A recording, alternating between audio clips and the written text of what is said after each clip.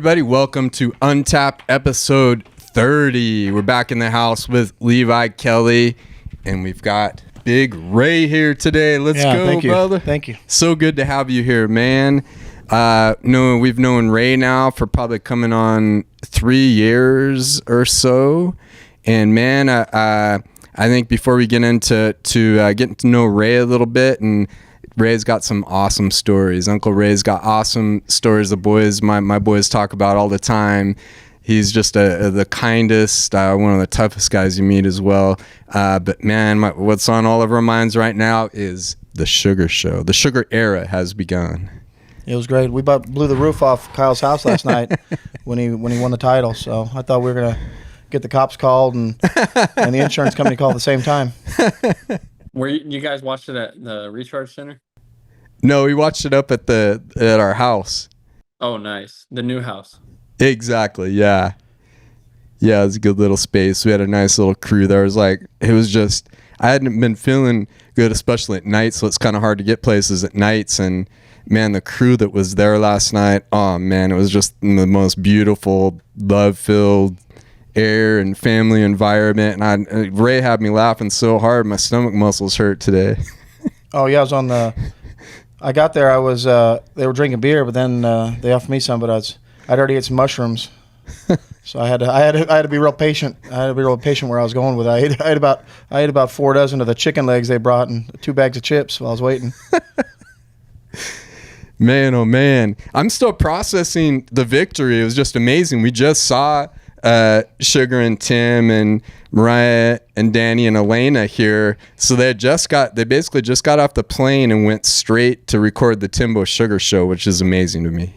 Yeah, he still had the same gear on from last night. He probably hadn't showered since. Exactly. What did you guys, before the Sugar fight, what did you guys think of? I'm trying to think the whole card. Mario. Yeah. Mario fought was really good. The Weidman fight was good. That's where I first got over there. Weidman was going, and he came out, and that kid Tavares looked jacked. Yeah, man. And he started chopping him up, and just worked him the whole match, just leg kicking him. Weidman didn't throw that right leg either one time. No, not till he started getting pretty roughed up. But the whole night was a lot of leg kicks. They had leg kicks on Weidman. Cheeto leg kicked the fuck out of Munoz, and then there was another match where it was just leg kick city, but there was a lot of leg kicks. 100%. Oh, Gary, yeah, Ian Gary just beat just beat his ass. You just sparred recently with Ian Gary, right? What happened there? What's the details? He was doing about the same thing to me as he was doing to him. He was flipping you off? No, not flipping me off, but he was beating me up pretty good. That kid's good. He's real good. Yeah, he's long and he's fast. He's similar to, like, I wouldn't say he's the same as Sugar, but similar. Like, he's kind of got the stardom, but similar style too, with the striking, super fast and kind of unorthodox. He was throwing the feints, it looked like, a little bit too. He's long too. He's only 6, not only, but like, to me, he's not that tall because he's the same size as me, but he's long. He's like longer than me. He's 6'2". We're the same height, but he seemed, at least when we were sparring, a lot longer. But that could be too, just he knows how to use his range a lot better than I do. I think a lot of those guys, they were even Aljo with Sean. It seems like they almost wouldn't commit to takedowns. They just wouldn't. They kind of got stunned, kind of watching those feints, and kind of got stunned, kind of watching that movement, and then they wouldn't commit to a takedown. It's like they just kind of got lost looking at them, and then by the time they'd make a move, they just slide out of the way. Yeah, I would bet that Aljo was also surprised on how strong Sean was, because when he got him up against the cage, I figure he probably thought like, oh, okay, I'm just gonna manhandle him and I'll just be able to drag him down, but that wasn't the case. Dude, Sean. Because he kept saying like, oh, so scrawny. Once I put my hands on him, like whatever, and then he grabbed a hold of him and then he couldn't take him down. I would say that was probably like, oh shit, I might be in trouble. Sean's surprisingly strong. So my dad gets me yesterday or day before yesterday, and he says, No, it was yesterday. It's since we saw Sean. It's like it's been several days. Right. But it's only been one day. I know. But he tells me, he goes, so he's half tanked up, and he calls me and he goes, hey, he says, how's your boy going to do at the fight tonight? And I said, I think he's going to do pretty good. You know, that other kid's tough. And he goes, oh, good. He says, I got everybody at the bar. We all bet $1,000 a piece on him. What? Yeah, they did. So I said, oh shit. But I was like, damn, that's, you know, which everyone here bet on him too. You know, we had all parlays going for everybody. But I went by there this morning and he goes, God damn, he goes, fuck, that little guy's tough. And I said, you know, he's bigger than he looks. I think a lot of people underestimate how big Sean is.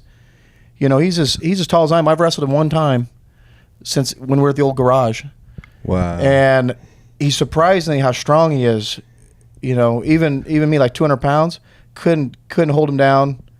And when he gets a hold of you, he's strong. He's a lot stronger than he looks like on, like Aljamain looks jacked and he looks buff. You know, he looks really strong. But when they got faced off with their shirts off when the ref got them together, you know, they're almost the same size, thickness. But Sean's a lot taller. But that guy, for not a real big guy, he's strong as shit, and he's wiry, hard to get a hold of. Man, He's been grappling Tim for 10 years. So true. That's miserable. longer than all those motherfuckers. Yeah, that's miserable. A testament to everything that he's doing too. I mean, that you're seeing the detail and the discipline that we talk about that you're doing, that Levi's doing. In terms, you got Brandon Harris with the very, very high level of training and experience, and Dan Garner with the science and the nutrition and all of these things that he's doing to optimize health, the sleep schedule, how he's just getting more and more dialed in and detailed and deeper into that area. I think that really is created an athlete that we've probably never seen before. He's at the apex of the top of what an athlete has ever been, I think. To a lot of MMA guys, they still have the mindset of like harder, not strong, not smarter. Like, oh, you just grind your dick into the dirt, and then you'll just be the best guy, whatever. Because Sean was saying that he didn't grapple for 6 weeks, and I look at some of the guys around here, and I'm like, man, you guys wouldn't have the confidence to take that time. You would just go into the fight all fucked up because you wouldn't have the confidence to chill. And like the way he trains with Brandon and stuff, it's super like sports specific rather than just go into like die hard. Nothing against die hard, but they just have different goals.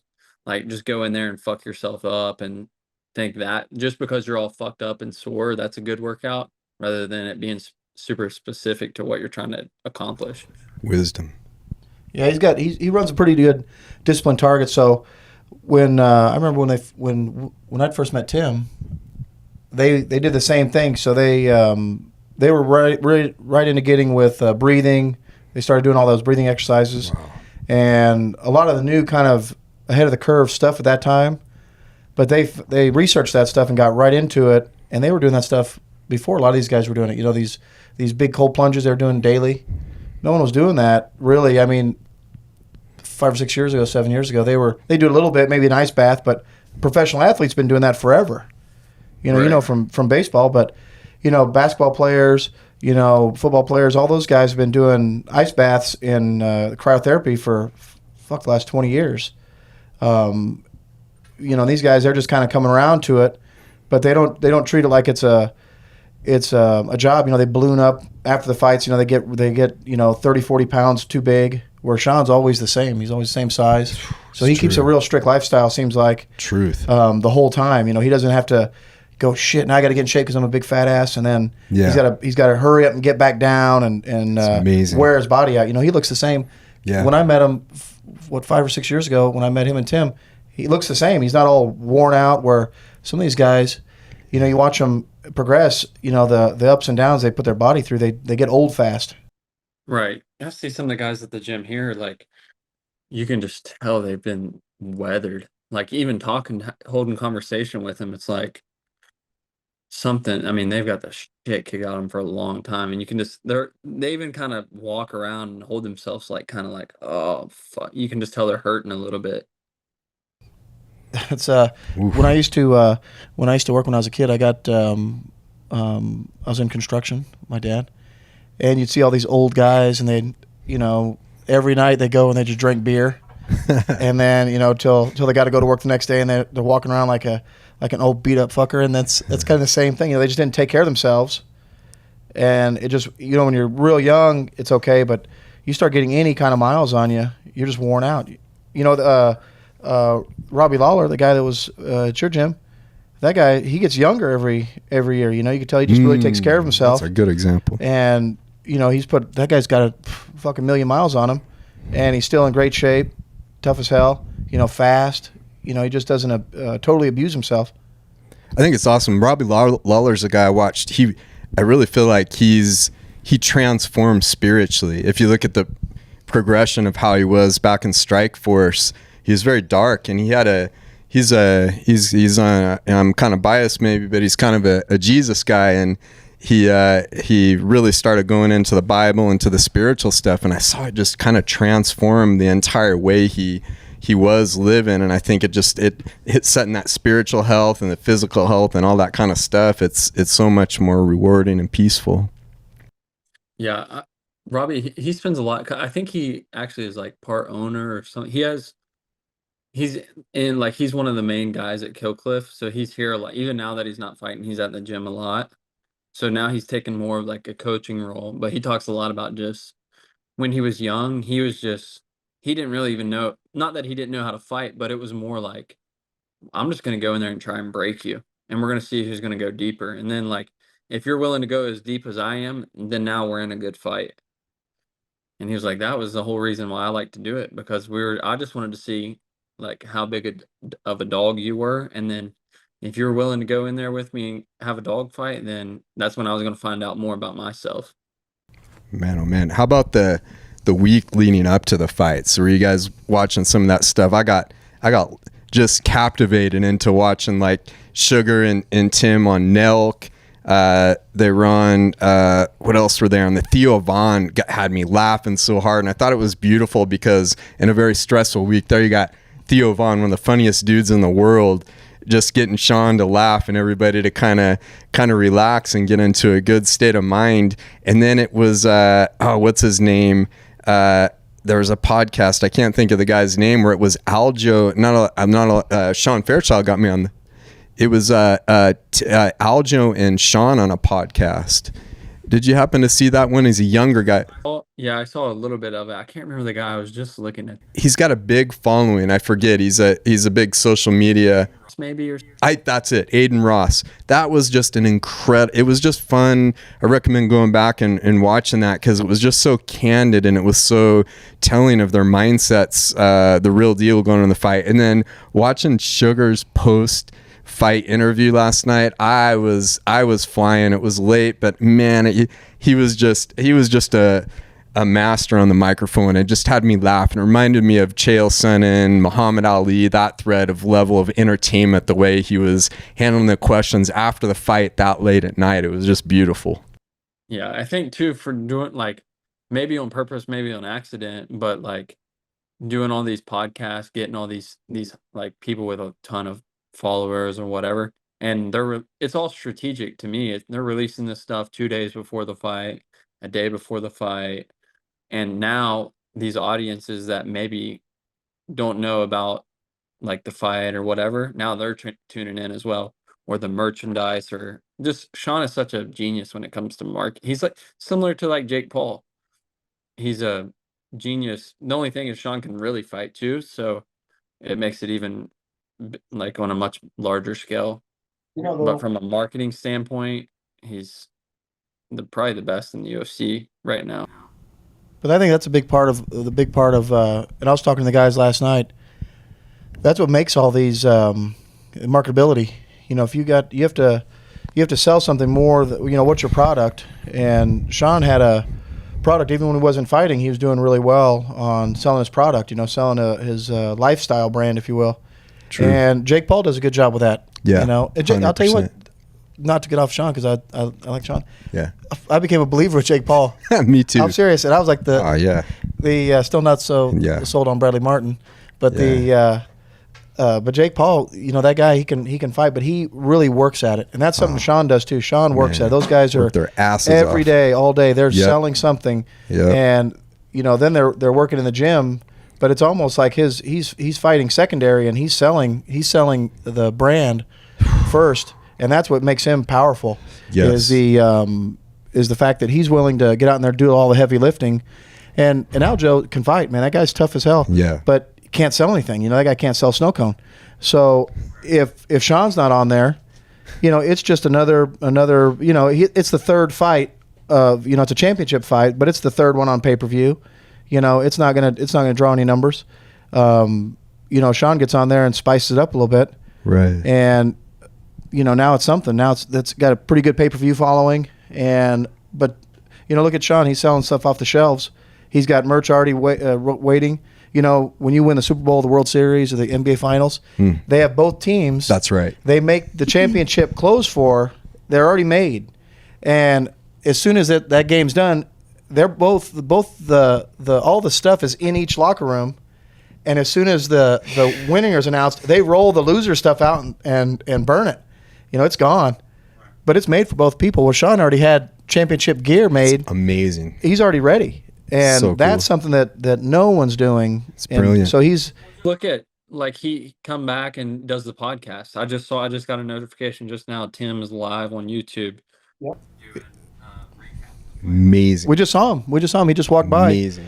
And I'll tell you, Sean, for blowing up, he still pulls into the gym with his Lambo, and is still the same guy he was when him and Tim lived together, and they were just regular guys eating sandwich at Sprouts, for lunch. And now he's got a private chef, he's got all that stuff, and he's the same. He treats everybody that comes in the gym, says hi to them if they want a picture, he takes a picture. He works out the same with all the regular people, and that's something I think that's why he's got such a cult following. Is he's that guy where he doesn't have to be that guy. He's got a strong personality, but he's not a fake personality. And that's what comes through where a lot of these other guys, they have to try, like Cheeto. He's trying real hard to be funny or be cool or something. Yep. And no one pays attention to it It's not real. because he's kind of dumb. And that's why he doesn't have anybody. I mean, it's like, that fight So was a annoying. snooze fest. It was a good So fight, annoying. but total snooze fest. I mean, that's his only claim to fame is he accidentally kicked Sean in the leg and happenstance kicked him in the nerve in his leg. I mean, if that doesn't happen, Sean was piecing him up. He was getting killed. Exactly. That's what I was working with. I was training Mickey Gall. You know him? Yeah. He's a 170 guy. I was training him the other day, and he asked me about Sean. He was like, I saw on your Instagram you trained with Sean.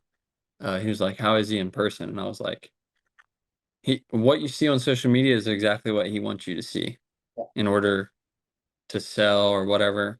But like, as far as in the gym, he's working with he comes in there and rolls in the gi to a normal class that's open to the public. Like, people that are doing at his level of stardom aren't doing that. No, and all the people that come to visit. We got the Canadians. They came down. Yeah, the first time they came down. Good dudes. They came down, from the podcast. We've had guys, even when we were at the garage, when we first, the first, Tim's first place at the garage, it was, people would come in because their podcast, they had just started it. They probably had, 2 or 3 dozen episodes, but people would come. We had a kid that came from Tennessee and just to train with him for a while. And, they have that welcoming feeling where, you can come in, you can work hard, you're going to learn. And I think that's a big part of it. And that's where a lot of these places, you go there to work or you go there to learn something, but you're not part of it. You're not part of the family. It's just, I'm going there for a job. Yeah. I mean, that place that Tim had, it's special. Like, I've trained at probably 20 different gyms, and there's nowhere compared to that. Truth, man. It's a special place. Ray was mentioning Sugar's got a private chef. Chef Mama Ara is going to be mad if I don't shout her out here.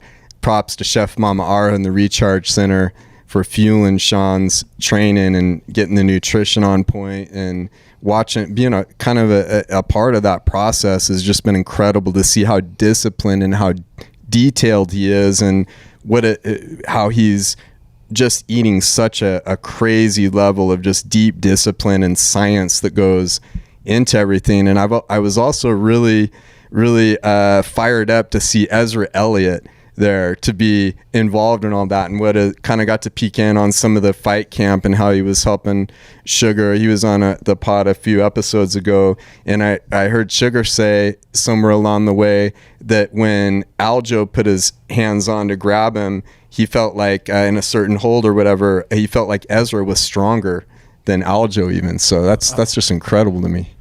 I don't think anyone touches Sean in that weight class. I mean, that's kind of what you expect. You expect, okay, we got this tall guy who can kick and punch, and these wrestlers are going to get him. Yeah. And on paper, that's what you would think. That these wrestlers get a hold of him, drag him to the floor, and beat him up. But it's hard to get him down, and if you can't get him down, you're in a lot of trouble quick. And he's fast, and he moves around. That Ian Gary, that Will Magny. Is that who? That's who Neil Magny. Neil Magny. Yeah. I always get him and another guy from Bellator confused. But Neil Magny's a dog, and he couldn't. He tried his best to get him in that. He's one of the best guys ever. He's a tough in that dude. Weight class. So tough. Yeah. And Ian Gary could have probably had him out of there the first round if he wanted. But I think they had some kind of beef or something going. But he just beat. He's such an a-hole, man. Jeez, he beat the shit out of him. I mean, he just gave him horrible. Yeah, he kicked him when he was down. I was like, geez, I flipped him off. I was like, damn, man, just roughing him up. And I thought, man, what an asshole. Every time you kick him, I'm like, asshole, because he's doing it on purpose. And but that kid he's dynamite too. And they had a few people online. They kind of give that guy a hard time, kind of talk shit on him, like he's a fake Conor McGregor. Yeah, but I don't think he is a fake Conor McGregor. I think that's probably he's very good, and he's brash, and he's not shy to tell you. Yeah, 100%. He's got a similar setup to Sean as well, which is pretty cool. Seems like the guys that, because they have such the stardom, and they've built like finances outside of the UFC, they have the funds in order to create their own team. Because even at Killcliff, like he came in probably the last 4 weeks of camp, but outside of those 4 weeks, he was in Brazil doing jiu-jitsu.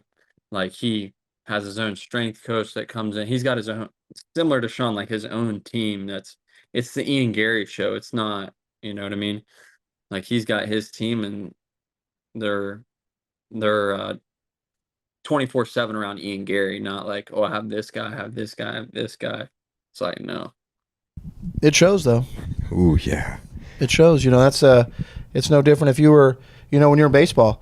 The top guys have all their own guys, or basketball. You didn't have Michael Jordan, doing all the, eating at the cafeteria, any of that stuff. The top guys, they have to be real specific because they have the ability to be the top guy, and it shows. But they have something to sell.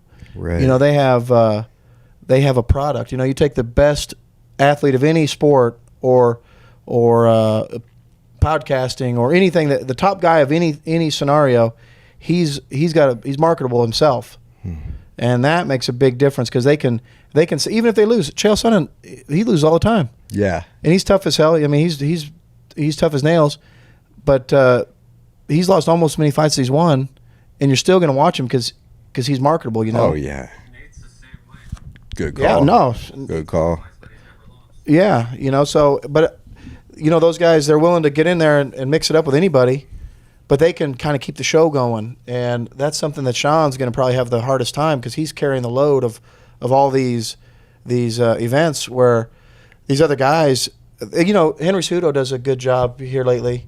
He kind of started getting the bad guy role. Yeah. After I think it was his first match with Mighty Mouse, he got beat. That's right. Yeah. And then he kind of turned heel and got after it. And but he's really trying. Henry Cejudo is really good, but he's trying hard, different than where Sean's just like that. He's just kind of, it comes across better, right, and it's more fun. Where Aljamain was trying to be the bad guy. He's trying to accept the boos. You could tell it bothered him. Oh, those guys were booing him even when he lost. Man, Boston didn't take any. No. Right. I feel like with Sean, it's all pretty authentic. Like it is him. He's just turned the volume up on it a little bit when need be. And those guys help everybody. They help a lot of people. They you don't see a lot of stuff behind the scenes, on TV and stuff like that. But there's I know personally those guys have helped a lot of people that they don't get any recognition for, and they don't say anything. And they've had he's got cars for people and stuff like that, just helping everybody out. And I know because I'm the one that got him for him. It's amazing. But he's he's a real good guy outside, but he's a good guy inside. You never see him really being a jerk to anybody. Right. And he answers all the questions. They had one asshole last night was trying to give him some questions. He just next question. Real polite, real good, but he speaks good on those press conferences. He does a good job. He's amazing. Does a great job on the post fights. So fun. And I think that's the difference where he's just so far ahead of these guys, especially in that division. There's no one there. Yeah. And I don't think there's anyone there on his level of fighting. No. But there's no one there on his level of production. Yeah. And that's going to be the toughest thing is finding somebody that can match him and keep that going. Or they try to move him up to somebody else. But even the next weight class doesn't really have anybody. They got Volk, but he's not a real marketable guy either. He's excellent. Yeah. He's really good, but they're just kind of bland. They're just fighters. It's like calls out Gervonta Davis last night. That was a brilliant call out. That's I think he starches Davis too. I think gets him real long, and Sean hits hard too. Oh, that's $100 million fight. You got a kid that's almost 6 feet tall. Yeah. 135 pounds against a guy 5 feet tall. The mechanics of his punches and his 130 pounds. speed. That's hard to deal with. Oh yeah. Yeah. I don't know. I mean, I can't name anyone even guys coming up at 35 that has that type of stardom. There's nobody. Not even the guys at the lab. Lab has everybody. Yeah, that's true. And we watched him last night. What's the kid that had the match last night that won split decision? That's from Mario Lab? Batista. Yeah, the kid's real tough. That guy he took on was tough. 7 days notice. Oh yeah. That was a tough fight. Both those guys are dogs.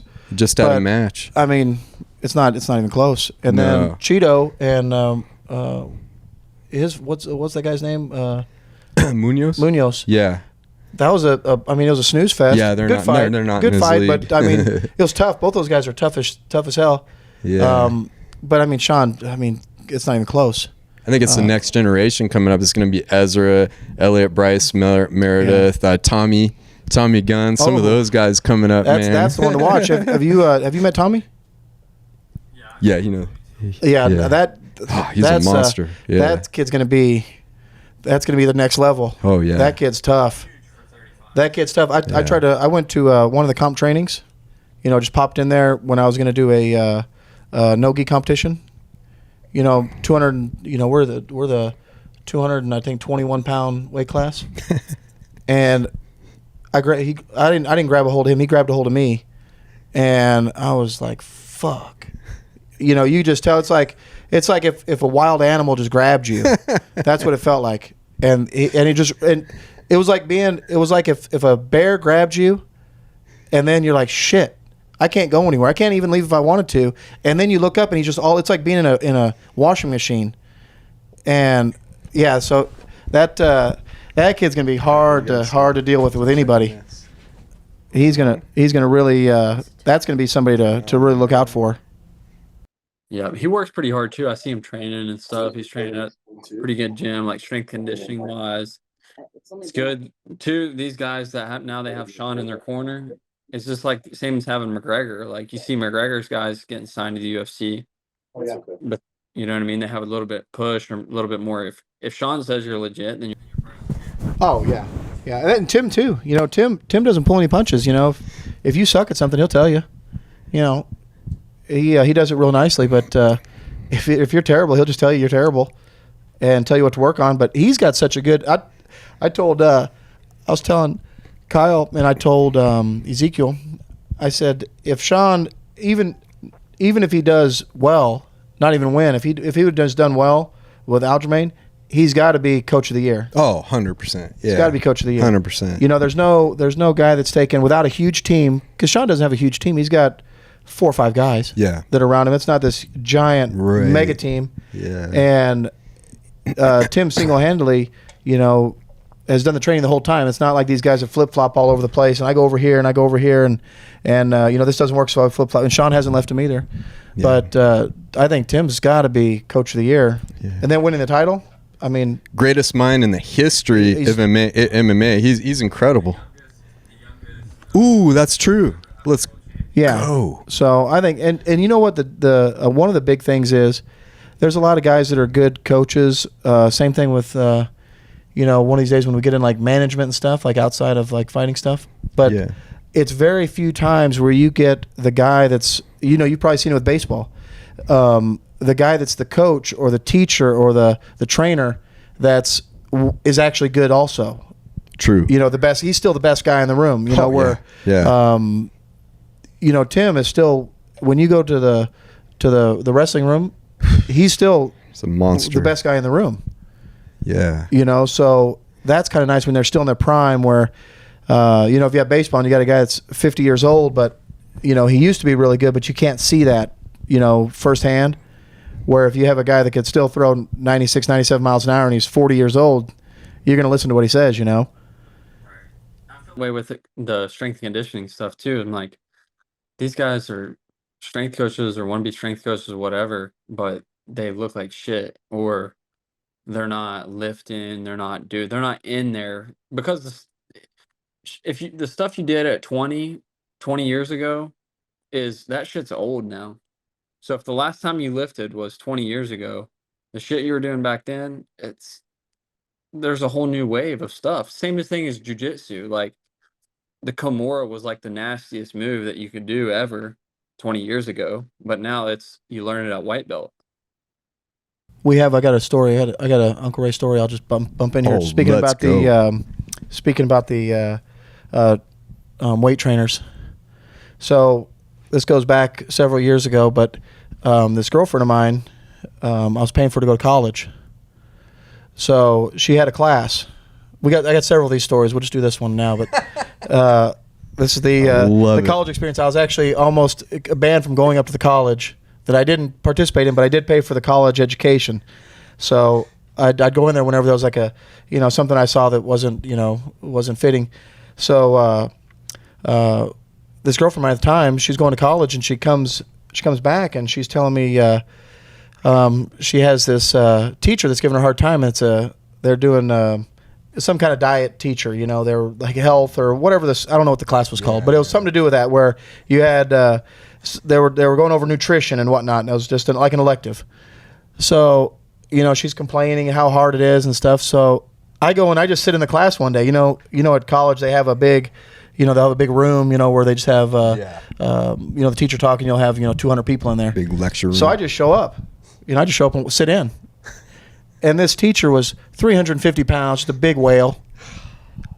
So I said, I raised my hand. I said, ma'am, I said, this is no offense. I said, but how do you expect anyone in here to take any of your information as fact? And she said, excuse me? And I said, obviously, you don't believe any of the answers in this book are true because you're not following any of them. And that's part of it. If you're 400 pounds, and there's nothing wrong being 400 pounds. Right. But if you're 400 pounds and you're trying to tell someone how to not be 400 pounds, you can't do it. Good word. And if I can't fight, I can't teach someone how to fight. Right. And if I can't drive a car, I can't teach someone how to drive a car. But there's a lot of these people that just say, hey, I open up we did one more fake or one more Ray story. Bring him. So when Tim was looking for the new gym, when we moved from the garage. You guys were at the UFC gym first, right? Tim was at the UFC gym first, and then we were at the boxing gym, and then we were at the garage. But that was your garage, so they had nowhere to go. They kind of got kicked out, and then you took them in, basically, right? Well, we had an extra space, and Tim was like, we'll get into that if we ever talk about Tim, but that guy's like an artist or like a musician or somebody that has like a talent that just has to get out. Oh yeah, and you could really see it. Then he's good now, but then you could really see it. But he was looking for a place, and I got a chance. We're driving around. I went with him, and we go to this. Speaking of people that shouldn't be selling a product, we go to this kung fu place. Did I tell you this before? No. The guy. I think I told Levi this once. The kung fu place, and we go and we're looking at this place and we look in the window and we're looking in and there's like 4 people in there, and there's no mats. It's just carpet and a couple of these wooden things with some sticks on it and some mirrors. And we're looking in, and this guy opens the door, and he has this real good deep voice, like a real killer voice, like it was from like a back alley. Goes, can I help you? And we look over, and here's this guy with this coif haircut. I mean, sharp haircut. But he had the one of the best uniforms I'd ever seen. It was like one of those Bruce Lee uniforms with the filigree, and it's like silk, but it had the collar on it. You know, like he's in the Japanese Navy, and he's got like the little things that go across for the buttons. You know, but they're not real buttons; they're like fabric. Yeah. Just sweet with the cuffs. I mean, the sweetest outfit. I mean, this guy was really put together, really good. Probably 50 years old. And we look over and we go, "Yeah, we'd like to go inside." And he goes, "Have you guys ever thought about doing kung fu?" And we said, no, we don't know anything about kung fu. So he says, "You may enter." Oh, so we go inside, and Tim's in there, and this girl comes up, and she just screams. I can't stand up, or I do it, but she just comes in. She just goes, yeah, and she goes, yeah, like right in front of him, and then gets back, and we're like, wow, this is great. Anyways, so we're sitting there, and we thought, this is the spot. Well, then this guy goes, "Yes, would you like to learn kung fu?" And we go, "No, man, we're just checking out gyms." Well, then he looks over at Tim, and he kind of looks at him kind of weird. He looks at him, and then he sees those 2 chicken nuggets that he calls ears, and he says, "Oh," his voice changes, gets a little higher pitch, about 7 decibels. He goes, "Oh, what do you guys do? Some like wrestling or something?" And Tim says, "Yeah, we do a little bit of wrestling." And he goes, "Oh, yeah, we don't do any of that here. It's just for fun. It's nothing like that at this place." But that guy sells a product to people that's teaching them how to fight or self-defense. And if they went anywhere, if they had a mugging situation or anything happen, garbage, it actually would hurt them, because he's selling that stuff as fact. No different if a strength teacher is selling you a fact that's going to get you hurt. Not knowing how to lift. And that's a big trouble with, I think, a lot of these people coming up. The fight game is that, they're training the same old ways. They have some old style stuff. Sean's doing this stuff that you're not supposed to do, right? But he is supposed to do it. It's just the new thing. It's just better. And it's like these guys doing jiu-jitsu that, they make a big deal on the guys from the 90s. They were way tougher back in the 90s. Listen, that's not the fact. That was the fact. Those guys would still be winning all the time, and Gordon Ryan wouldn't win anything. Gordon Ryan smoked all these guys, and that's because the new stuff is just better. Just like technology, just like a car, just like food, computers. Yeah, everything. It's just the against like anyone that was doing it back in the day. It's just like you were doing as good as you could with what you had, but there's just more stuff available now. Yeah, so we were talking. I was talking to Ezekiel, and we were watching. I think Joe Rogan or somebody. They had one of the guys in there talking about the Gracies back in Brazil. How they used to get business. They just go in there and go to like a bar and find the toughest guy and beat him up, and then invite him to their garage and teach him. And I said, how crazy would that be if you knew all the moves and no one knew any? Oh man, that was probably a time where it was nuts. Where these guys show up in town, they fly into California and they just go in there. They just happen to know all the moves. There's not even a thing. No one knows any moves. Like Boss Rutan. And and you know all the moves. But they had a product to sell, and they started going. But now you're not gonna beat a kid like Sean with plain old boxing, plain old wrestling, plain old jiu-jitsu. Even the top guy, Aljamain's the top guy, man. That guy's whipped a lot of guys. Beat a Olympic gold medalist wrestling, got him down 4 times. He out jiu-jitsu'd all the jiu-jitsu guys. True. He's knocked out strikers. Yeah. He beat Tenquinho. That's right. That's right. And he's top jiu-jitsu guy in the world at that time. Sandhagen too, right? So, how good is Sean? Oh, best ever. He's just made improvements to all those old technologies to the new technology, and it showed. So well said. But it was. Mind that they have to be open to that type of stuff too, where some people's like, no, this is the way, and it's like, well, maybe, but there's also other shit you can do out there as well. Yep. So smart. I'm been so impacted by Ray with it ever since I met him in the cancer battle. He's always been so kind and encouraging and asked me questions. I really admire aptitude to always want to learn and always want to grow and always be adaptable. You've really encouraged me to take risks, for example, to start the Recharge Center, and have been a comfort when you get those little dips in business and things like that. And you've impacted the boys a lot too, probably more than you know. They love the Uncle Ray stories. One that I just love is, I'd love for you to tell a little bit of when you first, I think it was one of your first jobs you had, and you're working in the concrete there, and how today it's like, I feel like the uprising is in this generation, where the next one coming up is kind of feels like they just should get that $20 an hour right away, the entitled feeling. That's something kind of pertains to the fighting also. Something that Sean's good at is he pays his dues. Truth. Different than like how you're doing. You're a professional baseball player. You can go do a lot of different things, but when you came to the gym here, you're just alongside everybody else, just paying your dues. And you kind of have that old style of, you're still modern and you're still young and you still know all the stuff of today, but a lot of the people today don't want those to learn those lessons. Yeah. And that's what we had. So we had a lot of those things are, you don't get anything until you can produce. And a lot of these guys, they want to go to same thing, weight loss. You get somebody, or strength, or education, or if they think they do it for one session and they're going to be excellent at it, and it's a grind, and business. We had a few years ago, where my father, he's talking to me yesterday, and he goes, "Oh man," he goes, "this economy," he's like, it's taking out millionaires. I said, "Yeah, I know. I used to be one of them." He used to be, but you have to, when those hard lessons you learn, that's what keeps you going the next time. Where all the guys, with you, with the cancer stuff, with Levi, being a professional athlete, the guys that can handle, hey, I made it this way, I got to do that same stuff on something else. They'll always get through.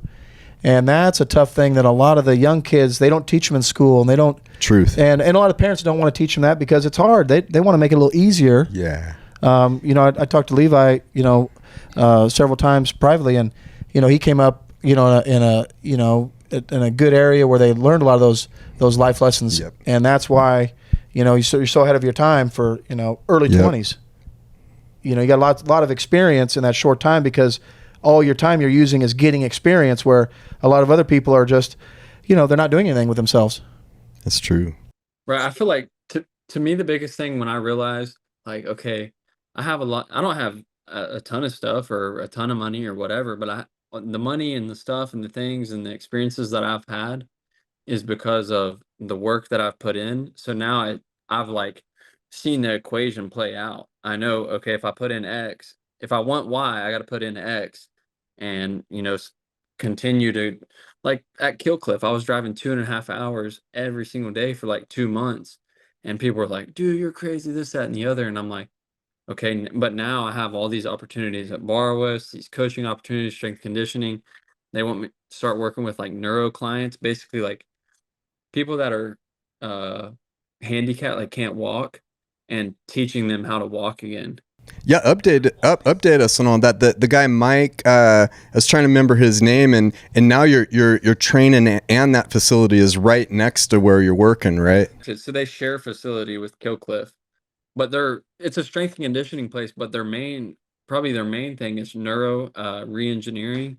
So it's, they get people that have been in car accidents or birth defect, all types of people that can't walk, talk, or whatever, and teach them how to walk again.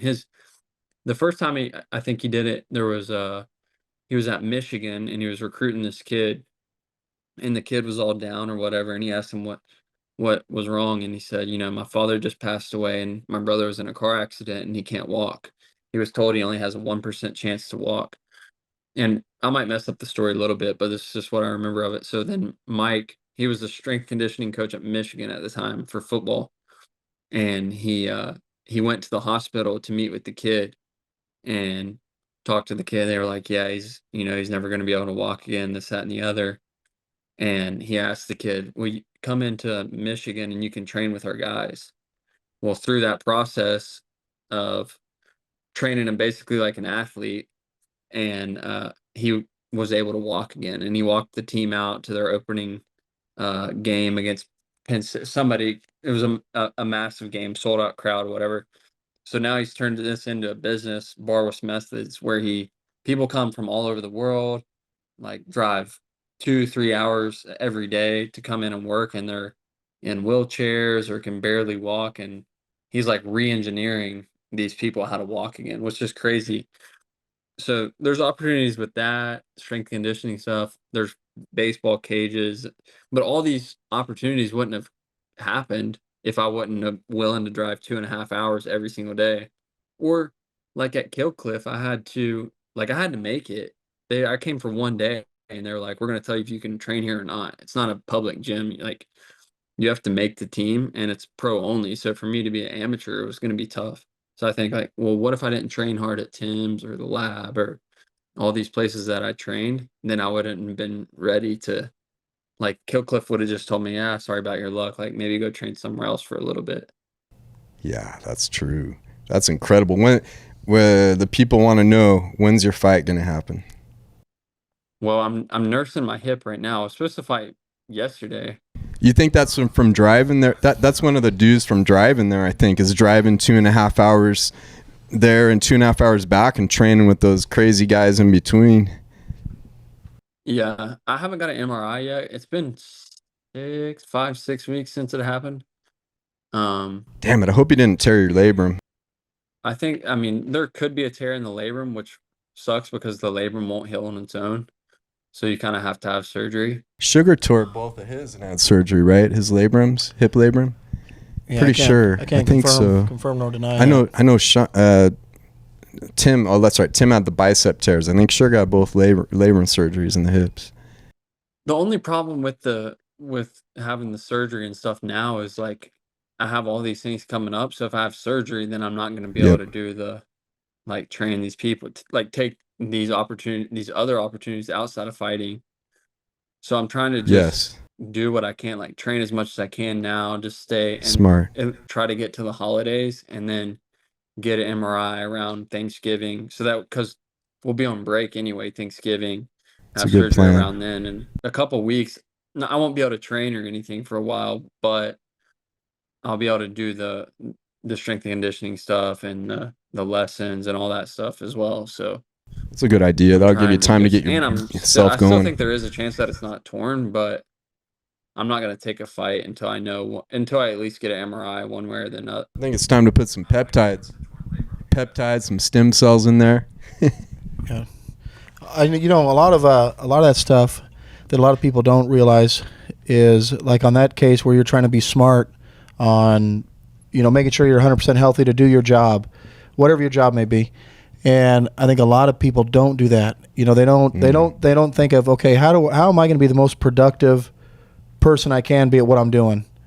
And you going in, you're doing the ultimate thing. I'm fist fighting a guy. I got to bring my mouthpiece and short pants, and that's the ultimate, most primitive way to do your job is we're going to get out and fist fight each other.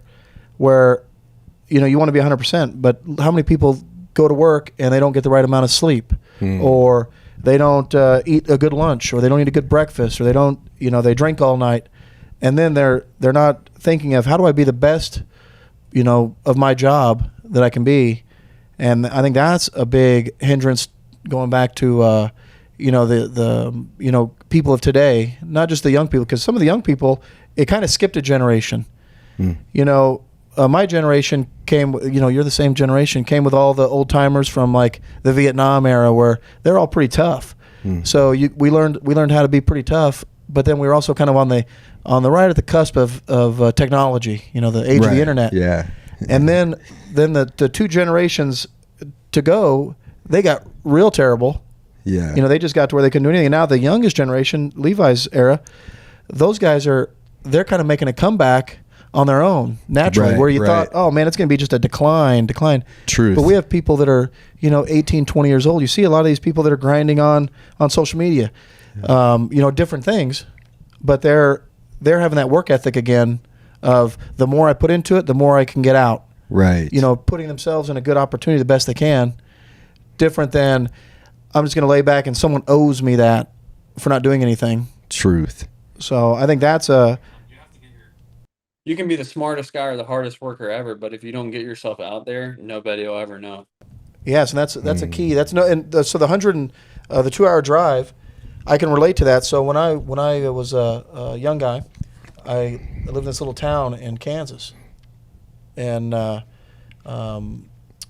we had everyone that worked around there. You know, you could work around there, but if you drove to Kansas City, which was 140 miles, it was almost double the wages. Now gas and everything was really cheap then, but you get paid twice as much.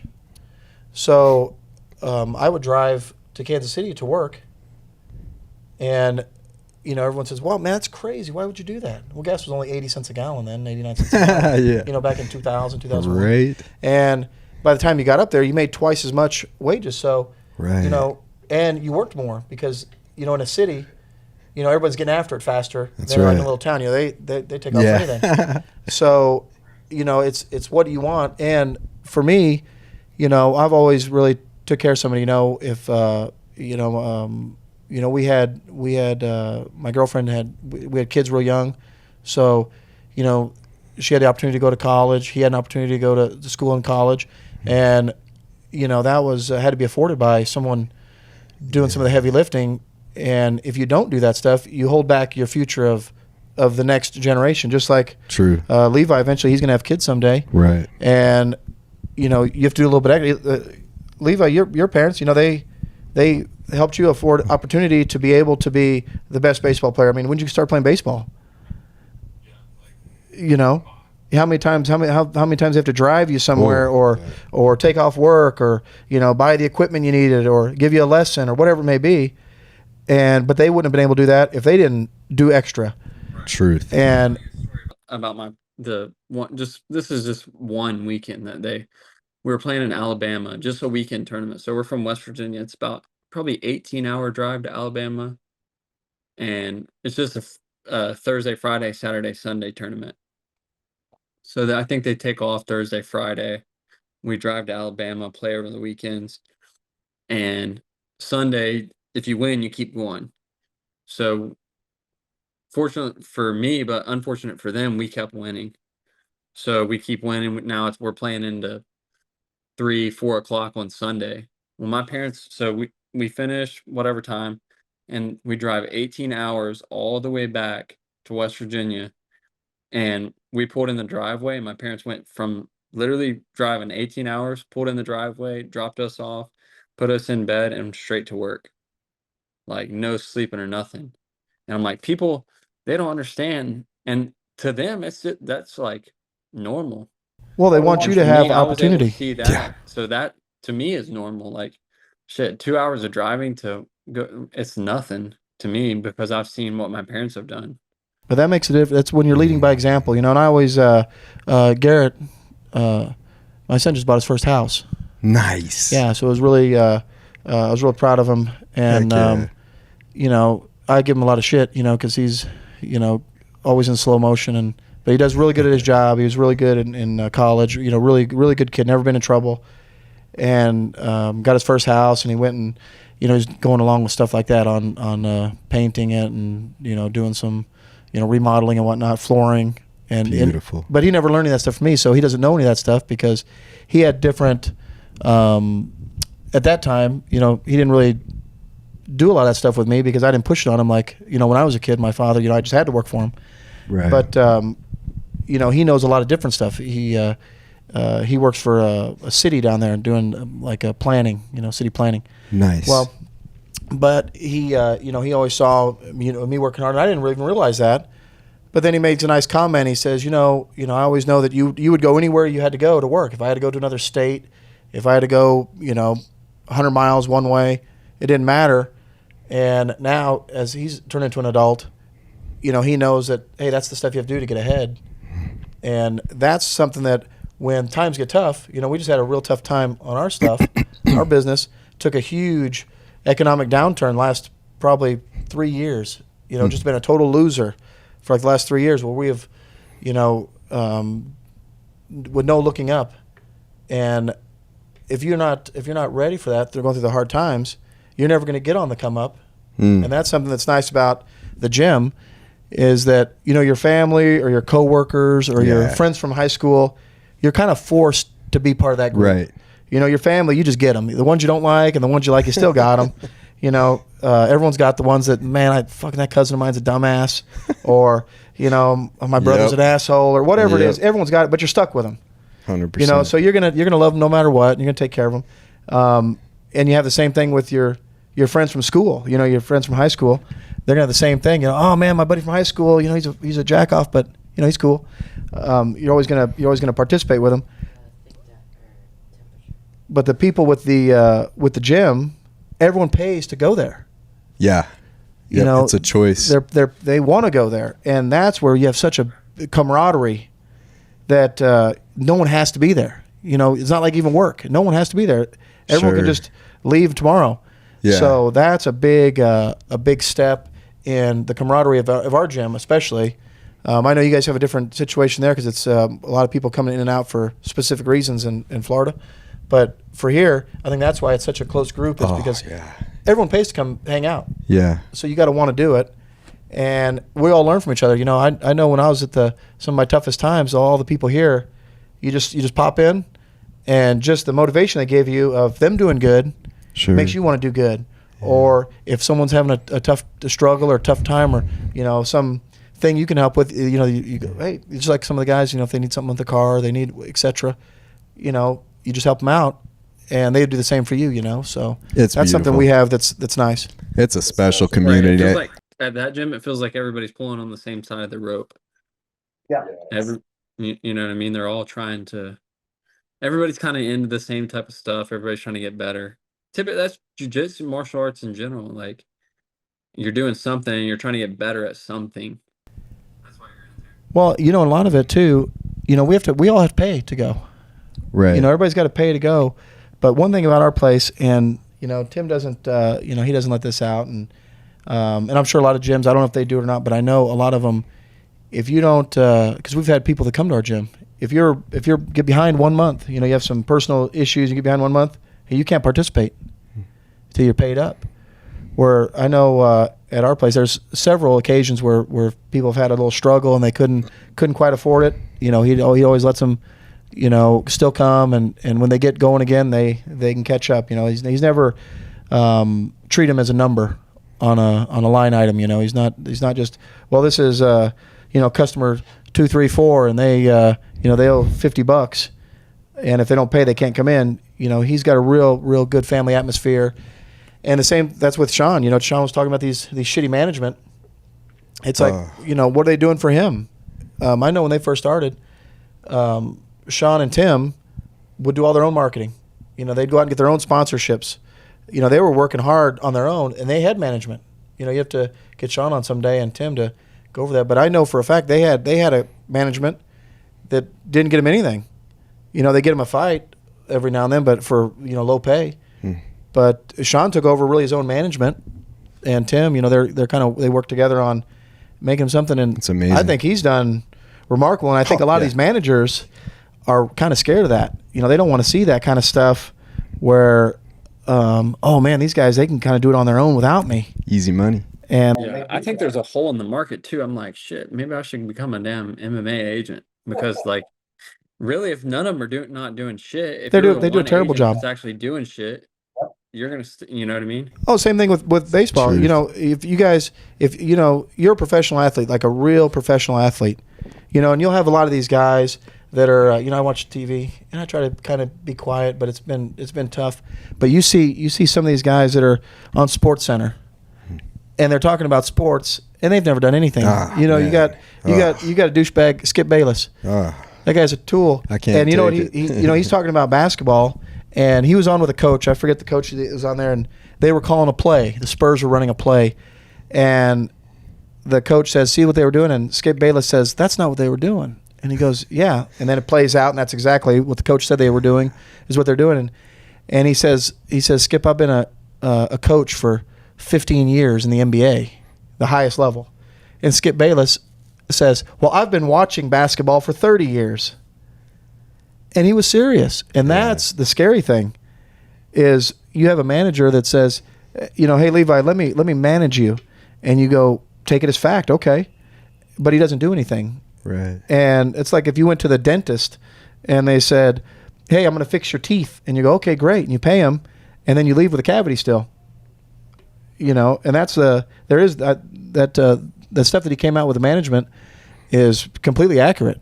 Yeah. You know, there's all these guys that are really abusing the workers, and that's where the fighter pay. You know, I know Jake Paul does the fighter pay thing, but the guys that produce, they make money, and that's the management's fault. You know, no different if you went to not get off on fighting, but you go to current events, you go to the trucking thing they just had. I don't know if you guys watched that much. They had that big trucking thing for the yellow freight trucking. Went out of business. 30,000 employees. Ooh. And they had a company or a management. You know, they had a union, but they had the management that was supposed to get them all this money, and it made the company go broke. Well, now they had to close down, so those 30,000 employees are unemployed. So the manager that they had, this representative, got them all unemployed. You know, but he taught them to be bad employees. Right. You know, they didn't do a good job. Same thing with the UFC. Sean makes more than everybody because he's working harder than everybody after the fights, before the fights, you know, 100%. Off season, any season. You know, he had that Sweet Sweat they sponsored. Unbelievable. Okay, where was that company 6 months ago? Right. It was a company, I'm sure, but it was nowhere. Yeah. Sean puts the hard work in. He uses his marketability, pushes for it all the time. Right. Now it turns into something huge. That's why they pay him more. I think the first fighter with their name on the octagon canvas. Yeah, you get that same company to Cheeto. Huh. You know, they don't get it. Yeah, it's in bankruptcy court next week. I wonder how much of it is driven by fans. I've been getting more and more annoyed, and maybe I need to reset myself because I know there's a lot of good people in these sports, but I look at a sport like NFL football and how many fans out there are watching and they think they know everything, and you know, they did this, that, and that, and you look at them and they're just guys that don't work out, don't take care of themselves, have no knowledge whatsoever of what it takes to be a professional athlete, and then they're following and idolizing these guys that, you know, maybe not exactly that impressive sometimes in what they're actually accomplishing. Some were born taller. I can't even watch. It's hard for me to watch sports with people that aren't at least active, because then they sit there, they're critiquing, they're yelling, can't do it, and hollering, and they usually have bad almost an anxiety energy or something, like that's just because they're not working out. They just kind of get negative with it. But I'm like, do you even know? Like, you have any idea how hard the game is? Ooh, like you don't even have a clue. No. Well, the preparation for the game. The preparation for any job, if you will, when you go play baseball, just to be able to play that, as a pitcher, you don't get to play every single game, but when you get put in, they don't realize. Well, a lot of people don't realize, if say you go in and you're a relief pitcher, and they call you up from the back, they hit the telephone and they're like, "All right, Levi, you're up," and you come out there. And you're throwing against the best guy because they want a fresh guy to try to get him out because they got the bases loaded and whatnot. And you throw it and he hits a home run on you. And they go, "Oh, man, Levi sucks." It's like, no, you're still awesome too. That other guy's really good too. Yeah. That's the difference is they're not going to, when you have these analysts from like ESPN, they're so bad. It's like they hired all these guys out of like who knows where, some job service of shitty analysts. But they always critique. They don't realize the other team's really good too. They don't want you to do that stuff. Football, they don't want you to score a touchdown. Right. They're not, they didn't get the memo. And same thing with fighting. Aljamain didn't let Sean win. Right. Sean was skilled. He had practiced that move. He had set that little trap for him, and he capitalized on it. It could have easily, if you see that punch, we saw it last night. If that punch is 2 inches the wrong way, Sean's the one on the ground. Man, oh man. Right, exactly. So that's the difference. That's the difference. When I work with all these kids now, when you're in it, you don't really realize like how good you are really, or how good everybody around you is. But now I've worked with all these kids, up and coming, whatever, and working at this facility, and it's like just to be able to throw the ball, how you throw the ball, like that's 1% of the population. Like that's 1% of people that are playing. There's millions of kids playing, and only 1% can actually do what you're doing. Oh, it's a tremendous. I kind of on baseball, just kind of jumping off topic. Have you seen that guy that's the Japanese Babe Ruth? Yes. Yeah. Have you seen that guy, Levi? He's a pitcher for, I don't know who he plays for, but he's a pitcher, and he's like you. He can still hit home runs. Yeah. Oh, Shohei Ohtani. Yeah, Ezekiel put me on that guy, and I said, He's insane. that how much percent of the 1% that makes it to the major leagues, what percent is that guy? That dude's gonna make $500 million. Crazy. That's how close this stuff is. How many people are out there doing whatever they do? But say Sean, say fighting. You have how many guys out there that are training to be fighters now? Now it's popular. Everybody's doing it. So you have all these people out there. Millions of people. Millions of people that are wanting to get to the UFC. UFC probably has a roster of 300 people. Right. So out of millions, you're down to 300 of the best guys there is. If you take Sean, how many people are in bantamweight division? Maybe 70 That in the sounds UFC, right. 70 or 80. Yeah. So that's 70 or 80 of the best guys in the entire world. And if you put Sean against number 5, it's not even close. Right. Yeah. That's Number 4 that's maybe not even amazing. close. That's amazing. So how good is that guy? That's incredible. That number 4 guy can whip everybody except the Right. first 3 in the world. But he can't touch those first 3. Probably 4. You got Sean, Henry, Aljo. They're kind of neck and neck, and then Marab, and that's really. But then the other guys are kind of start going down the line. But I mean, who touches Sean really in that division? That's the entire world. That's pretty impressive when you think about it in amazing. context. It's crazy. It's a pretty impressive deal. And he worked over Aljo. We thought he had him in the first round. He had a point there. Remember, he was almost going to kick him in the face. Yeah. He kind of baited him into pulling a looked like he was going for like a low single or kind of grab a single leg, like reached out, and Sean went to kick him and he stopped for a second to knee him, and he would have probably had him there, but he was setting those traps, and he was just so far ahead, intelligence wise. Just his IQ was so far ahead, and Aljo's better than everybody, except the number 1 guy now. Right. That's how. Same thing in sports. This kid on baseball just is so far ahead of everybody. Yeah. It looks like, oh man, the other guy sucks. No, the other guy's really good too. Yeah. No one ever gives credit to the other guy. Sometimes. It's true. It's like how many guys in the major leagues can throw, 95 miles an hour? There's going to be a number. Well, how many of them can throw 98? And I bet you that number shrinks way down. Right. Well, they say like baseball's been around for forever, and still if you took every guy in the major leagues, it wouldn't fill up one stadium. And how long baseball's been around for hundreds? I mean, I don't even know when it was, but it's been around for a while. And it's hard to stay there. You're a professional athlete. Getting there is hard. And then staying at that top level. So some of those guys have been in the game for 15 years, 10 years, 12 years. They got a lot of they've stayed at that peak for a long time, overcoming injury, overcoming circumstance. And I look at baseball too. Baseball is a tough one because it's such a grind. You're playing 162 games. It's really hard to have a home base that you could really settle down. And those guys are sacrificing so much.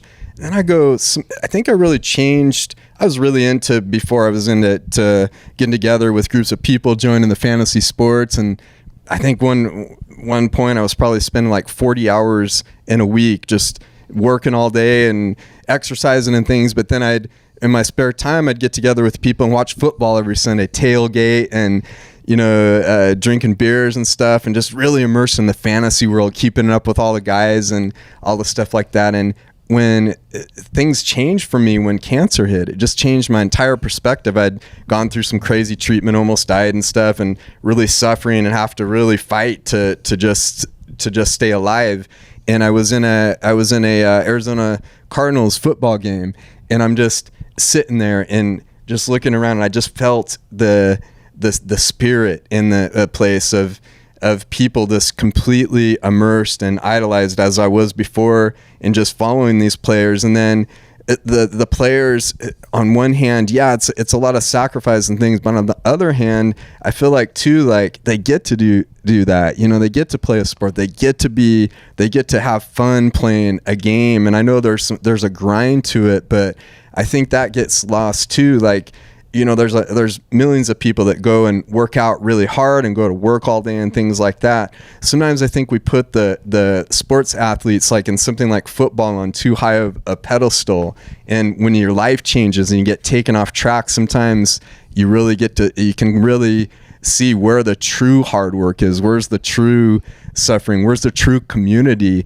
I was thinking when you were talking about the community too, the Red Hawk Academy over here where you train. This is the best academy in school and college and in the world. And I think right now, you know, of course we're biased, but I think to have a good community, you got to have some good leaders too. And you've got Ray, you've got Tim, Sean, Mariah, Danny, that have been so incredibly kind and generous to so many. But at the same time, if you cross that boundary, you're going to get your ass kicked. You got some tough people there. Well, you know, I think a lot of reasons, I think people use sports is the escape from day to day. That's true. Like last night. You know, you have a tough time. It's a tough world out there.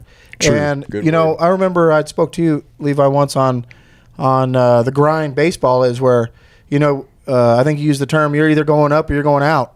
And, you know, that's the grind everybody has their job also every day, except I think people can relate on a sports because it's on television and and you get somebody that says, okay, somebody makes millions of dollars and you go, man, they shouldn't make millions of dollars to play that game. Well, they don't make millions of dollars to play the game. They make millions of dollars because the fact they're playing the game, people will buy merchandise. People will buy the beer that's sponsored. Yeah. They do a good job. What Sean does is promoting that. Awesome. You know, if a guy that was the garbage man, people would watch it, they could charge more. That's true. But they don't. And I think it's something too, if you become a professional athlete, Levi's the only one of us that could kind of speak on that, is I think when you get out there and you have control of that big crowd, and I'm sure that's a feeling that when you earn that opportunity, it's probably an overwhelming feeling when you come out there and you've got, you know, several thousand people and they're counting on you to change their life, because that's the thing that maybe gives them a little hope in their day-to-day life. You know, if you get this guy out and we win, you know, we're going to go home happy, and if we lose, we're going to go home and knock the windows out of our car. You know, there's a big responsibility that comes along with that, with being in the public eye, right. And there's a sacrifice to that. You know, Sean can't just be a regular guy anymore and go back to being regular. You know, he's at a level now where he has to trade that freedom. Yeah. And he has to trade that for that success. And that's something a lot of people think, oh, I'd do that immediately. And, you know, if I won the lottery, this is what I do. And the fact is, people don't realize the responsibility that comes along with that. And that's a big part of it, that when you look at it and you go, oh, you know, that guy gets overpaid. Well, they're selling something. A lot of people are buying it so they can afford to pay that more. But the responsibility that comes along with being someone in the public eye, you lose a lot of the freedoms that you and I have, where we can just go to the grocery store and no one bothers us.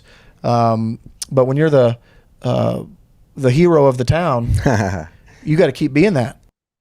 You know? Right. I think my brother always says, he's like, pick your hard. Like, if you think this is hard, you're gonna go into the next thing, and that shit's gonna be hard too. Like, that's just life. I like that. Pick your hard. That's It's good. how you Everything's deal hard. with the challenges, and some challenges are harder than others. But you're not gonna escape one thing and then go to the next, and the next thing is just gonna be a cakewalk. No, That's not if true. you're going to be good at it. Not if you're going to be good at anything. And we had, which I had a situation the other day with some mushrooms.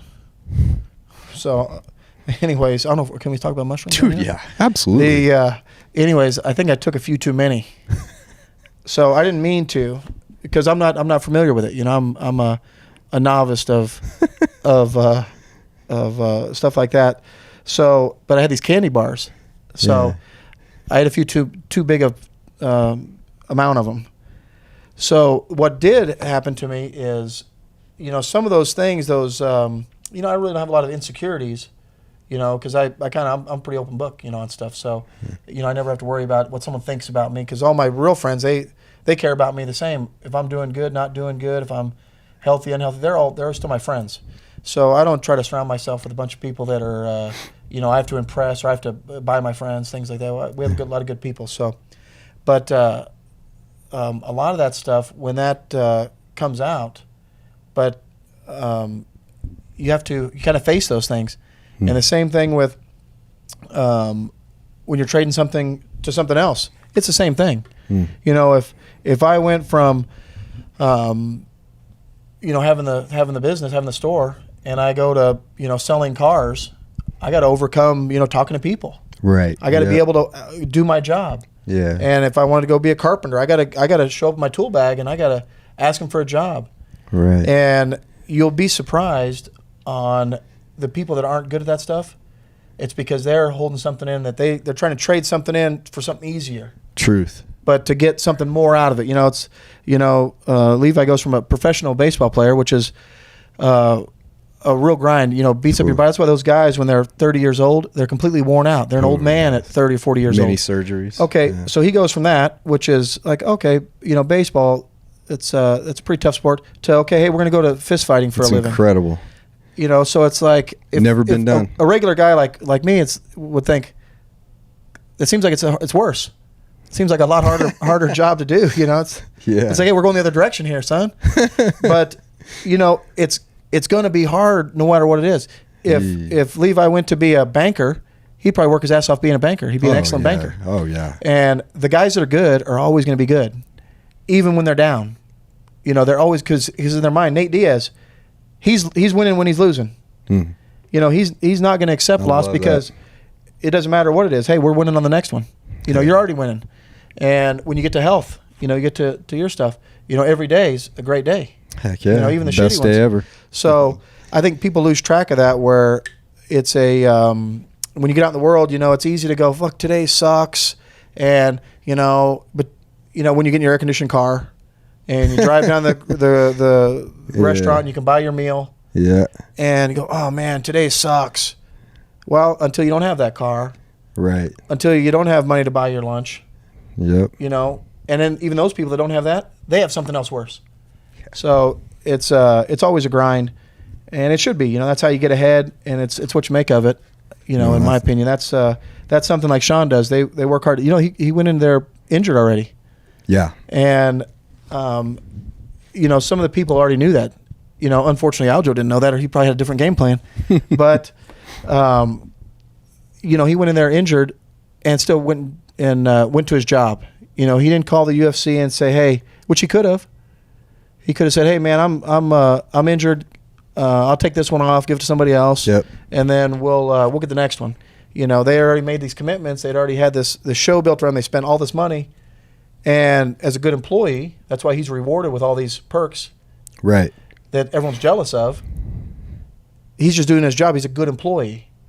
You know, he's doing a great job. He's doing what the company needs him to do to make them money. They can afford to pay him more, and he showed it. And then he went out, and he's just so good that even probably 70% Sean beat this guy.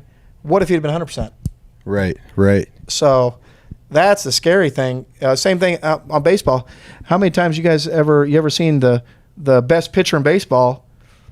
If he's 100%, how much better is he than just on an average day? You know, and the same thing with an employee. You know, you go to work. If you suck, drag an ass, you do your job. But when you go in there fired up, you know, you just do a great job. Truth. And it's hard to be able to turn that on, even if you're not feeling good, or even if you suck, or even if you're injured, or, you know, life's kicking you in the nuts. Yeah. If you can turn that on all the time and run it at 10 all the time, right? You know, you're going to get a lot more out of it. That's good stuff. We'll probably start wrapping up in a second. So I wanted one thing I want to ask Ray is in the thread of Untapped is, and you think about a time when you had to dig into that untapped place, the spot where it seemed like everything was against you. You went down a dark, into a dark tunnel and you had to climb back up. Real quick, just an update on the cancer treatment stuff. Met with my lead doctor this week.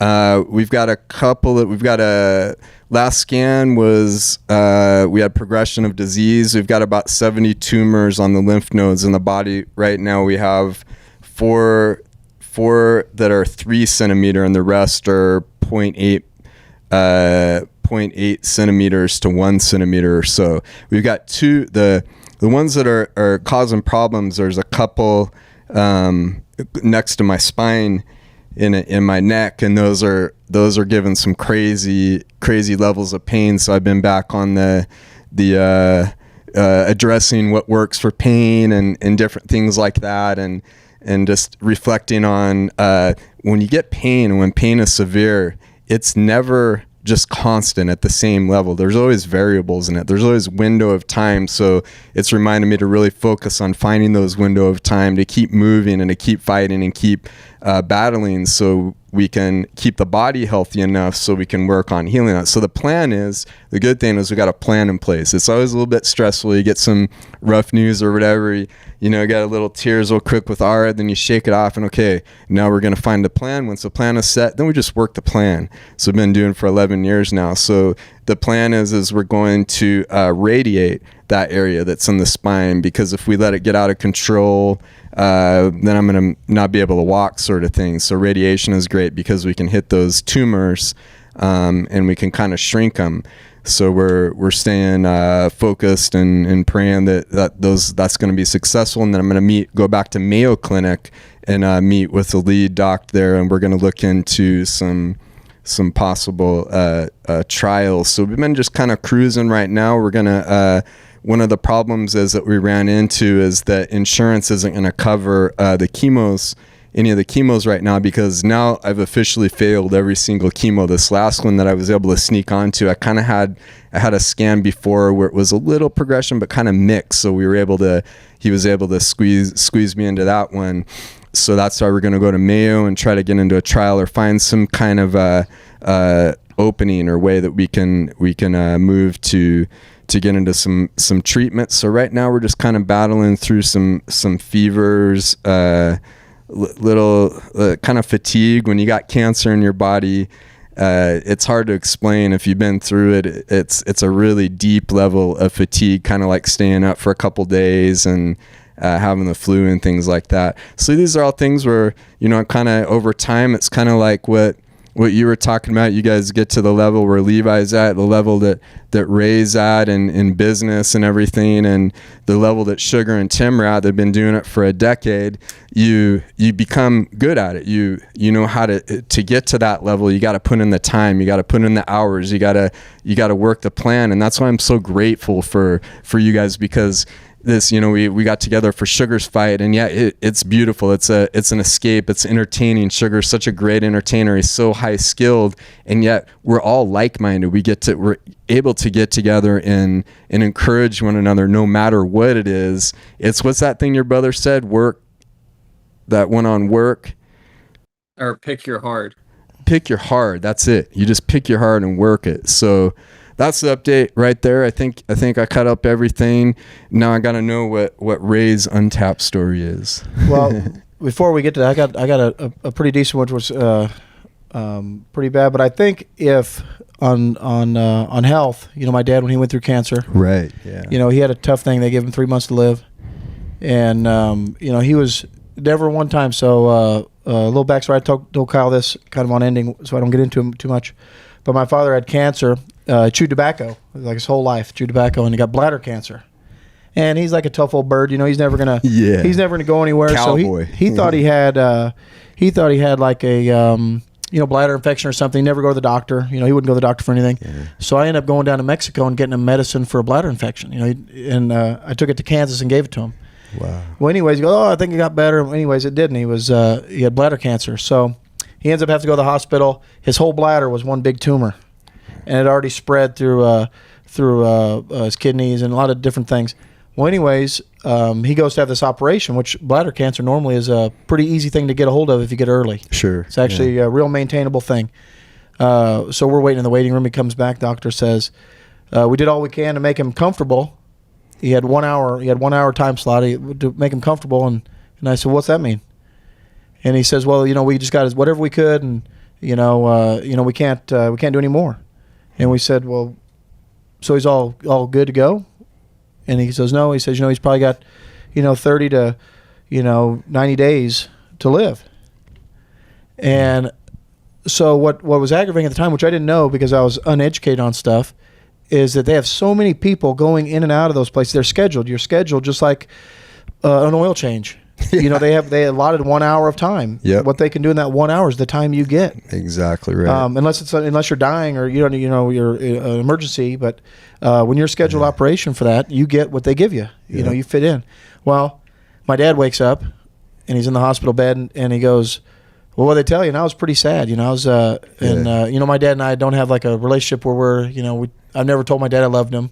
We never gave each other a hug, ever. Not since I was a boy, never. Wow.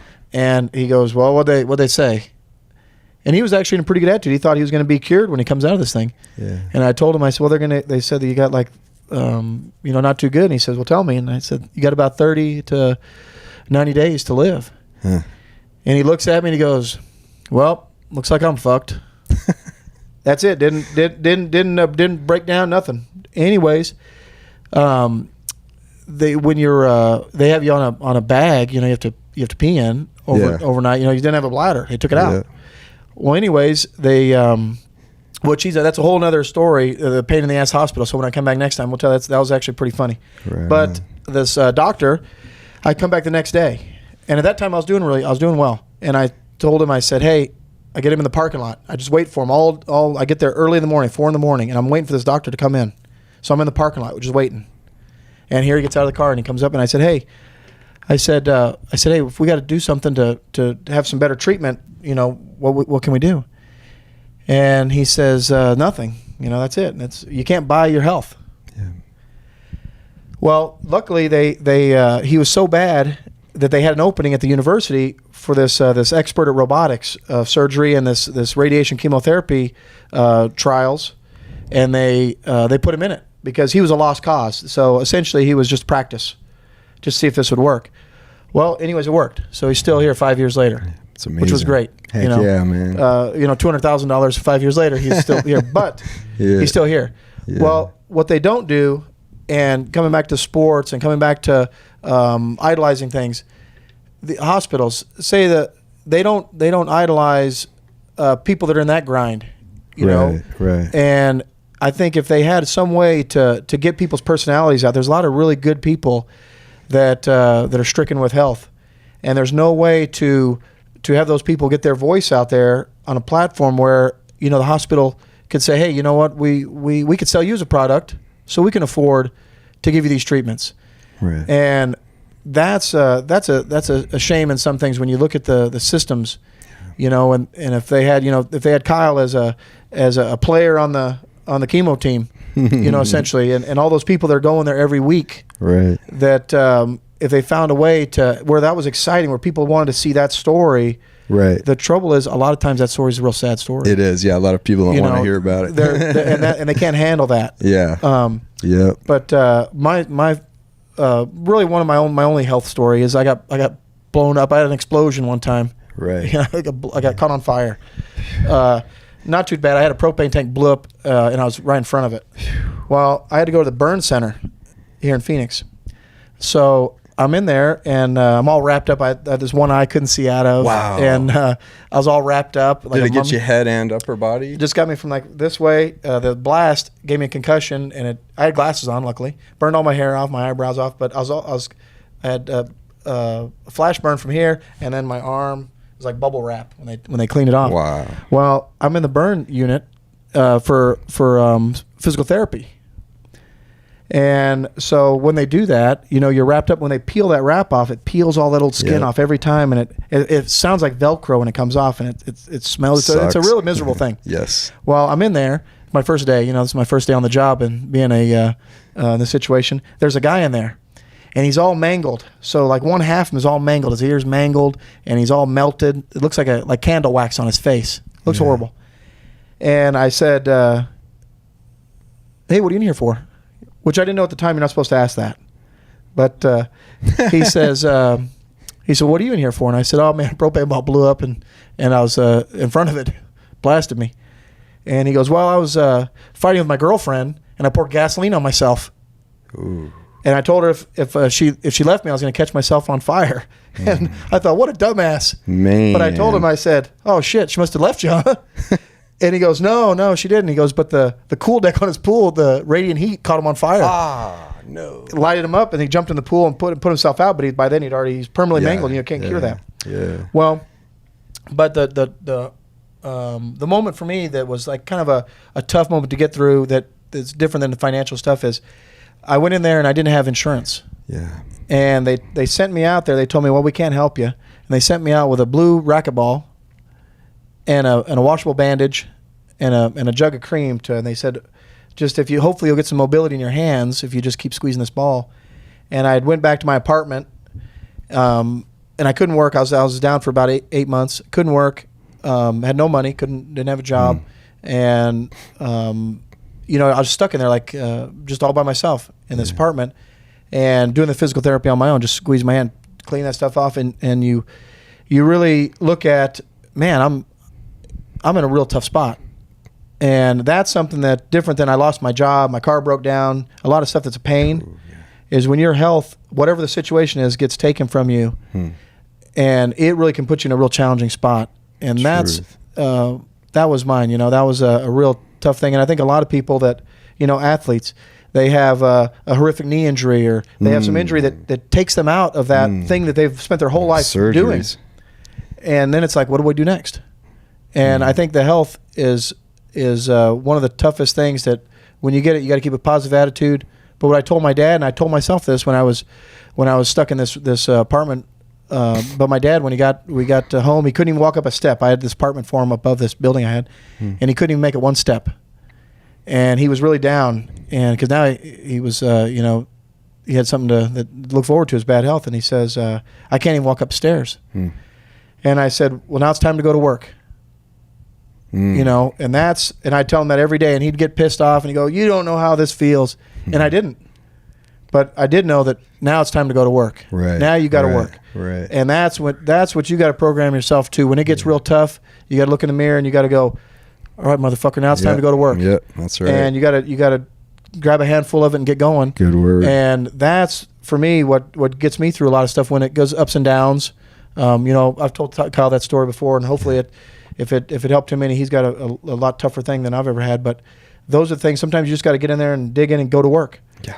And whatever it means, and it's not going to be fun sometimes, and sometimes it's either way you go, it's going to suck. But you're going to find out how bad it sucks by the end of the day. Right. You got to dig in and get some, and that's what I would say. Kind of a message is when you get up in the morning and shit sucks.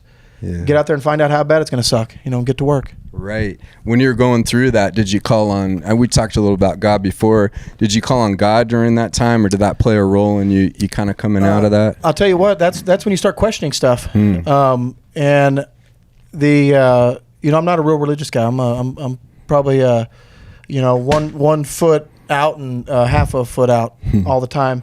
But I do remember, I don't know if you've ever done much religious stuff, Levi, but I always remember this one story that I'd heard going to church, and the circumstance I'm going to church I'd have to get into. That's another thing. It's totally inappropriate. But but the one story that I remembered, this preacher would talk about, and I still can remember it now more than any of them, is the story of Job.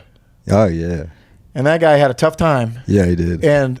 But even when I start thinking on stuff like that, if you believe in yourself, and you believe in what you're doing, and you're doing a good job, and you treat everybody good, and you're doing it for the right reasons, no matter what trouble you get or hardships you get, it's going to pay it off in the long run as long as you stick with it.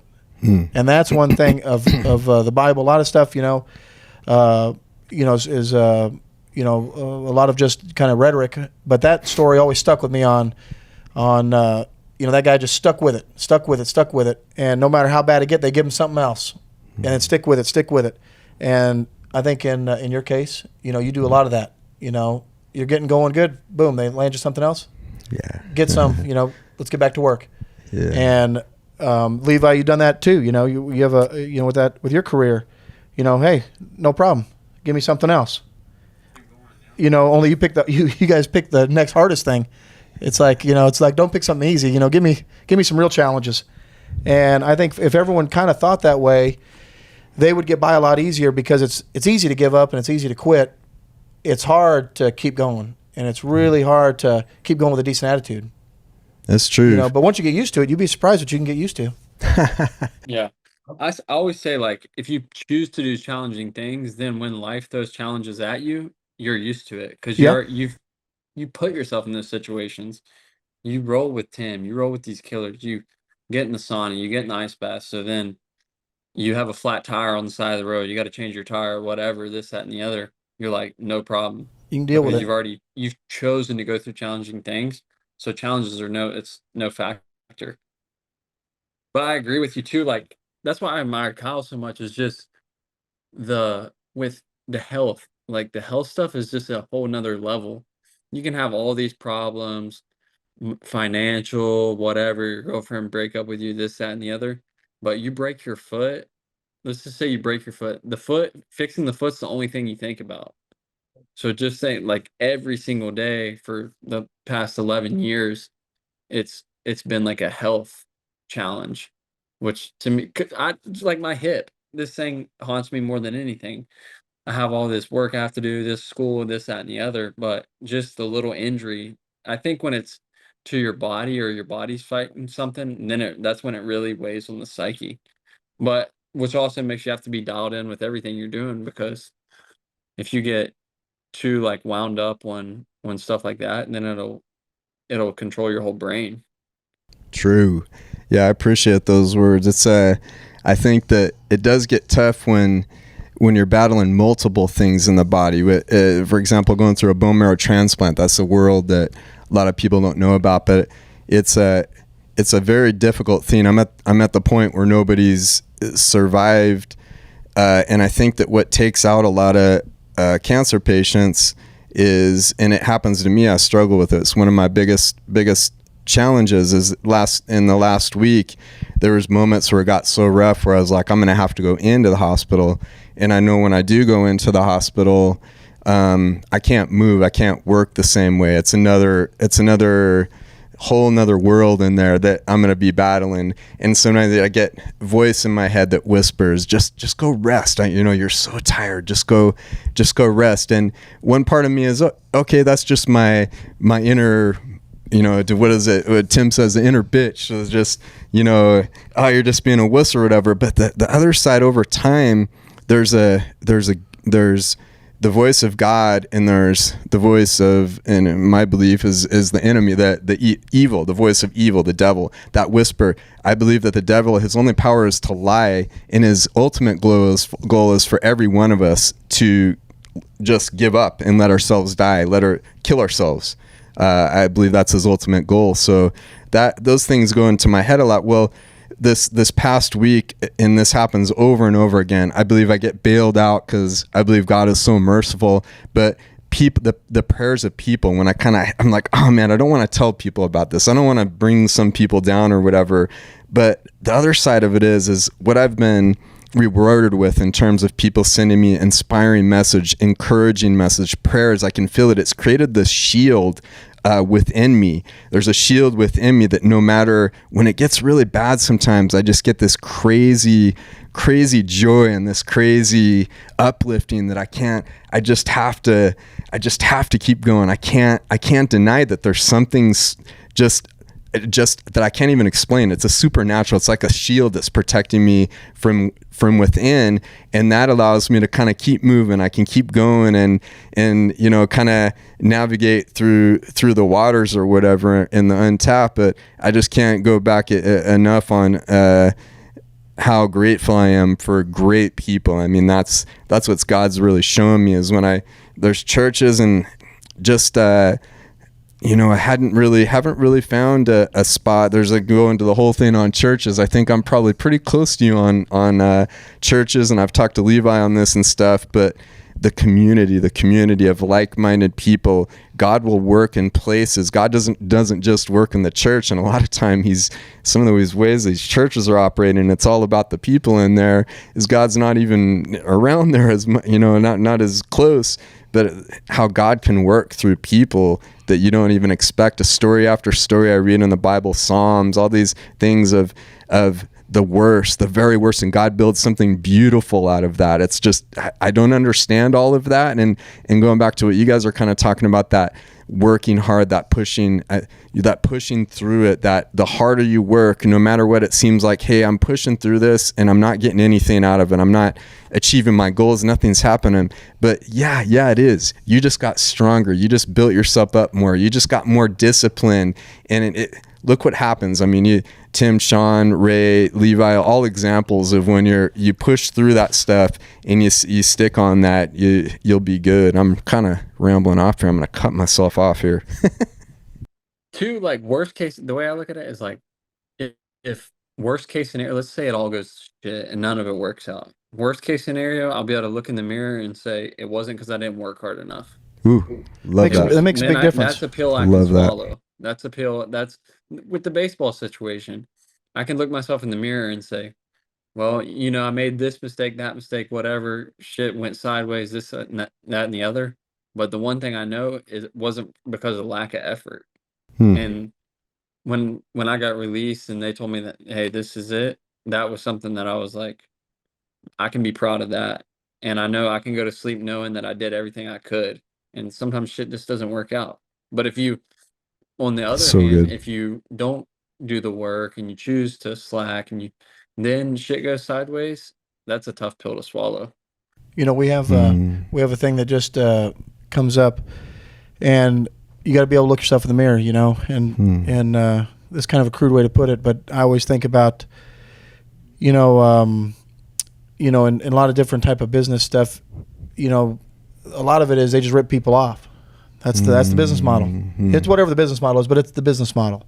They're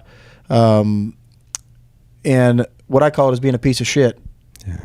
And if you're a piece of shit, you're always a piece of shit. You're at everything. Yeah. And the people that really care about people, we've in anything I've ever done, our business model wasn't to sneak something on somebody or a gimmick type deal where you go to the car store, the auto parts store, and you get 3 tires and you get one free, but the 3 tires are marked up. They know they do that. To make that, so they're not giving you that stuff. And those guys, some of them do well temporary, some of them do well, but they still got to look in the mirror and know they're a piece of shit. And because they're doing it on purpose. That's so good. And so that's kind of that story. I don't know if this is legal in case this guy ever sees this, but we had a situation with just kind of bad people, just rude people that abuse people, and they can bring you down. I was driving into an Albertsons, I don't know, a week and a half ago, and I go in the parking lot. I'm in the Prius. I have my turn signal on, and I was having a terrible day. And anyways, I'm pulling in. I'm turning right. I have my turn signal on. This guy is in this crazy-looking bicycle outfit, with the Spider-Man outfit with the funny-looking helmet, and he's got the oddball bicycle with the silly pedals that are hooked to your shoes and stuff. Yeah. He just looks like he should be ashamed of himself going out like that. Well, anyways, he gives me this meanest look, just like this real nasty look. And he's probably used to doing that, but I just couldn't take any shit that day. So I stopped and I rolled the window down. And I said, "Hey," "you don't have to look at me like an asshole." I said, I had been turn signal on you. I was doing everything correctly. But I told him, I said, "You don't have to look at me like an asshole." And he looks back at me, that silly looking helmet, the long, goofy helmets that they wear, like he's going real fast, but he's a fuckhead. And he goes, "Excuse me," with his mean, nasty look, just fucking with somebody's day. And I just couldn't help myself. And I had this big, whatever the large drink is from Whataburger, because I'm a fat ass, I drink soda. And I had this full drink. And I just get out and I just blast him right in the face with it, knock him off his bicycle into this grass. And he goes and he looks up, he didn't think that was going to happen. So he's got Dr. Pepper all over him, and he's on the ground with his funny outfit on, his bicycle's all in the grass, and he goes to get up, and I just looked at him. I said, "Don't get up." And he just laid back down, like in the movies. He just laid down like he's like he. And I said, you shouldn't be an asshole to people. And I got back in the car and left. Well, the trouble is when you're going through tough times, that's when the real assholes are going to come out. Yeah. That's when they're really going to jump on you. It's true. And that's when you got to be prepared for. Oof. When you're having health problems, the other health problems are going to jump on you. And they're going to fucking compound you. And then some dickhead's going to call you on the phone. That's a good word. And bother you. Yeah. When you're at baseball and you're sweating it because you're trying to make everything work out, and then you got some asshole that's insignificant. He's just fucking with you. Yeah. And no one, just like the commercials we do at the store, they say, oh, you can't use that kind of language and you can't say stuff. Well, that's what everybody wants to say. Yeah. Everybody wants to be able to say, you know what, just don't fuck with me. Right. I'm trying to make it here. I'm trying to get by. Yeah. I'm trying to do the best I can do, and you're doing it right. In your case, you can walk tall down the street. You don't have to. Someone walks by, you can hold your head up high and look everybody in the eye. You don't have nothing to be ashamed of because you didn't do anything wrong. Levi's the same way. He's got a lot of qualities, a lot of character. Yeah, 100%. And that's something you can't buy. You got to have it. And Levi's full of character. Yep. And I try to have a lot of character. And those are the things that people with no character, like Sean was talking about the management. Yeah. Those guys, they have to kind of when you walk down the street, they got to point their ears to the floor because they know they did something wrong. Yeah. But that's a big thing. Staying positive, and getting up every morning and doing the best you can do with what you got. And some days if I get up and I got to make the best of what I got for that day. You have the same thing. You got to get up and make the best of it. Levi's getting up there and fucking getting punched in the face, making the best of it. And that's tough for people. But a lot of people when they need to look at somebody, I look at you as a lot of enthusiasm to say, fuck, all I got to do is get up and do this. It's easy compared to what you have to do. It's easy. Levi, I don't have to go get punched in the face like he's got to do. I got it easy. And I think a lot of people, if they would think that way, they would do better. And, maybe one of these days we can go into something like that on kind of how to get people jazzed up on doing better in their day-to-day life. I love it. But people need that. They need somebody to look for, and that's what sports is. That's why they look at that, because they can look at somebody that can excel. They can critique those guys without having any consequences, but it gives them sometimes that little push of, now give me a little jazz to go do my job or to get going. And it's not marketable, going down to Mayo. There's a lot of superstar athletes down there that are just making it, pushing hard. Yep. Winning and losing every day. Yeah. Where Levi's at, you don't see that. You don't see those guys in the gym that aren't on TV that are pushing hard every day. Ooh, yeah. They're all winners. That's true. They're all winners. So that's something. If you're working at McDonald's, you're a winner. Be the best at McDonald's. I love it. If you're the garbage guy, be the best garbage guy. And that's what's hard to keep up with, because no one gives them any credit. Yeah. So for me, that's kind of one of those things I just kind of keep pushing. And I think when you go through a hard time, you see the other guy that's got a harder time, makes you be able to just kind of push through and do good. Build one another up. That's beautiful. That's good stuff, brother. Man, that's good. I love that. I love that idea. I'd love to be. I think when you're able to encourage somebody else, you get so much back from that. You know what I mean? It feels so good. It's a lot, but that's the community that I've found here. Everybody's walks of life. We've got professional athletes. We've got doctors. We've got Rick's chiropractor. We got guys who are just guys. Yep. Kids that are in high school. You got all these good people, and when they're all pushing each other hard, they're all doing better at whatever they're doing. It's true. And we're all learning together. We're going through the ups and downs together, and when we're on the down, hopefully we have the people that can bring us to the up, and when we're all on the up, we can enjoy it. That's good word. What you thinking, Levi? I'm gonna show you the dog real quick. Yeah. What the heck? Wowzers. Man, oh man. Monster. Man. Now you can get a full hug on the doggy. What kind of dog is that? Golden Retriever. Oh, nice. So I just on closing, I know you guys got to get going. I had a. I'm not really a dog, a dog guy like you had a dog like when you're a kid and stuff. But I was never really into dogs, and so I went to buy a dog. And I had this girlfriend. She wanted a dog, and so we go to this dog place in the mall, which you're not supposed to go to. I didn't know this at the time, but that's like the worst place to buy a dog. Yeah, they're expensive. So I go there, and so I don't go there like looking for a certain dog. Like, oh man, I want this certain dog. I go there, and this one just looks at me. just like picked me out. Yeah. And so I said, well, what kind of dog is that? And they said it's a Newfoundland. And I said, fuck, what's that? Like a Saint Bernard, like a cousin to a Mastiff, cousin to Saint Bernard.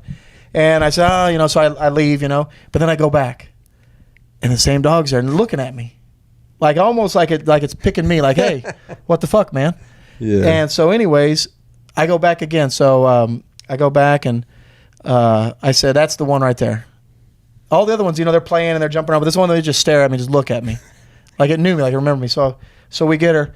Well, now she's like 150 pounds, So I didn't realize she's gonna get as big as she is, but she's just like the pets are like all of us. Yeah, they love you no matter what. Yeah, and they won't desert you. That's like the ultimate friends. They don't care how you're doing, what you're doing. They're right there, and that's something like we have with all these good people. Levi's in 2,000 miles away. Yeah, but he's not 2,000 miles away. That's right. He's a phone call away, and it's the same thing. And that's when people really care about each other. Those are your real friends. It's true. And they're going to be there for you. The good, the bad, or indifferent. And that's something you can't buy that. You can't go get it. It's got to find you. No, that's true. And that was kind of a situation where you're showing the dogs, but they find you just like your friends. They find you. You don't get to pick them. I'd never in a million years come from a little town in Kansas and I'd run into Kyle. Yeah. And I run into accidentally Levi's drafted by the Arizona Diamondbacks and he finds his way to Peoria. And so those things you don't pick those people. They pick you, and that's the nice thing about stuff. But that's what changes people. Changes people when you get around the good people. They'll find you and they'll change you, make you better. Good word. So, I love it.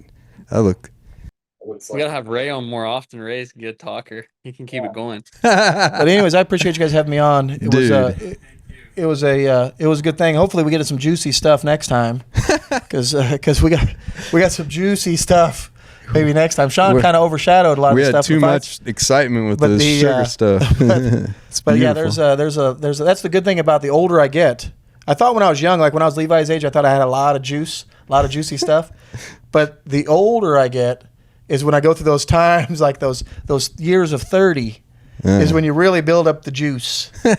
So there's some good times. There was some good times before I was 20, but the 20s were good, but the 30s were some juicy times.